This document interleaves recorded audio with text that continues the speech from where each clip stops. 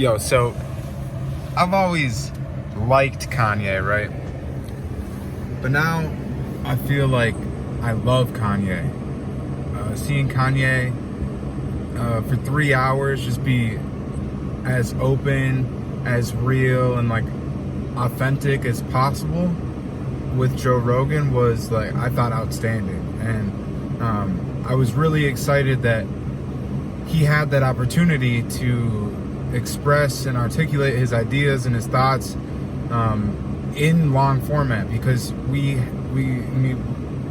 hasn't really had that opportunity that I've been exposed to, at least, to be so clear with what he's thinking about, what he's talking about, and what he's trying to say, and what message he's trying to deliver, as he was in what I just listened to today on the Joe Rogan Experience.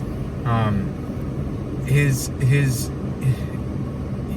so much of it felt like it just like rang true and consistent with I don't know, spirit, and he just sounded so in tune with something that I feel like I'm also been in tune with at points in time in my journey.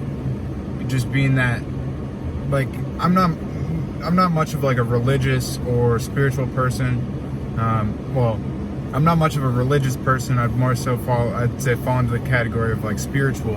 And it felt like the way he was expressing his ideas and his faith in God, and just the needs, some of the solutions that he was trying to express to the problems that he's identified, and the way he thinks about, you know, coming at some of these issues from a collective progressive position, felt like it really rang true and was in sync, you know, with, I think, what I feel personally, I guess. I don't know if that was very clear, but he just felt very in tune with what I like try to lead myself with also. And I think that is really what stood out to me most, and just the authenticity and the rawness, and it just felt real, and it wasn't, you know, it was just Kanye for 3 hours, just spitting his truth in a clear, articulate, long format. And I'm just like grateful to have listened to that, honestly. And you know, today I was actually feeling kind of sad, and maybe even a little just down overall. It just feels gloomy. It is literally gloomy today, but like in the big picture, you know, my outlook on the world and whatnot felt gloomy today. And listening to that conversation really kind of gave me some light and some like hope to, you know, carry on through the rest of my day. And who knows, that might inspire and motivate me for time to come. I'm already planning to listen to it a second time, a third time, a fourth time, because I think there was a lot in that, and a lot of some of his like rants and tangents that he was going on that I could take a little bit deeper in my own personal thought and perspective. And I just really was excited about that conversation, and I think it is important, and it's important to me. It stands out to me. I liked Kanye before. I love Kanye now. If I could vote, I'm an ineligible voter. I think I might cast a vote for Kanye, because I agree. He from his position right now and his outlook on things, to me, seems like the most formidable leader that I want to see in that office, in that public position. Hopefully I'm clear. I don't care if you disagree. This is just my honest perspective and opinion on what I just watched. Shout out Kanye. I'm a supporter, man. I'm a supporter for sure.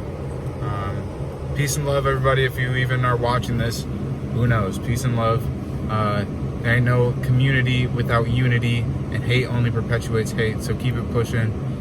2020 is going to come to an end, and we are going to be in a whole new future, a whole new world. There is no going back to normal. It's a new world from here on out.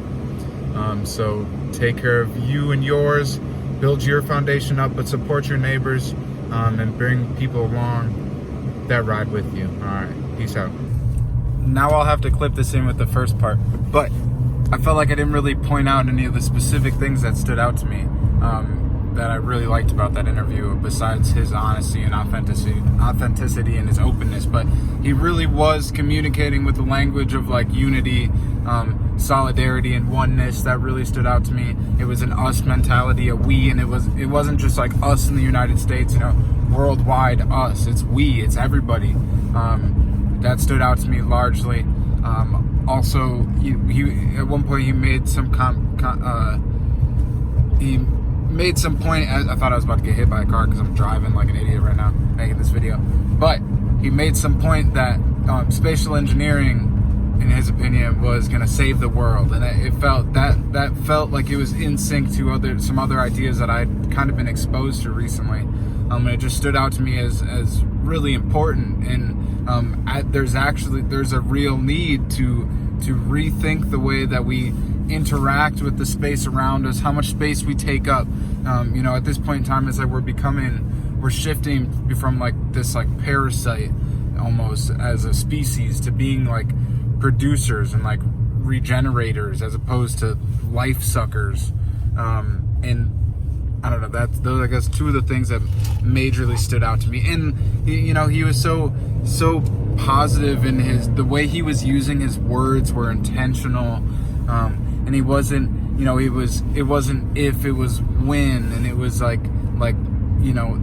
he was assured of himself and confident and positive and clear, and that's it. Part 2 of the video over, done. Peace and love. Everything I said just a minute ago still rings true in this moment now. Deuces.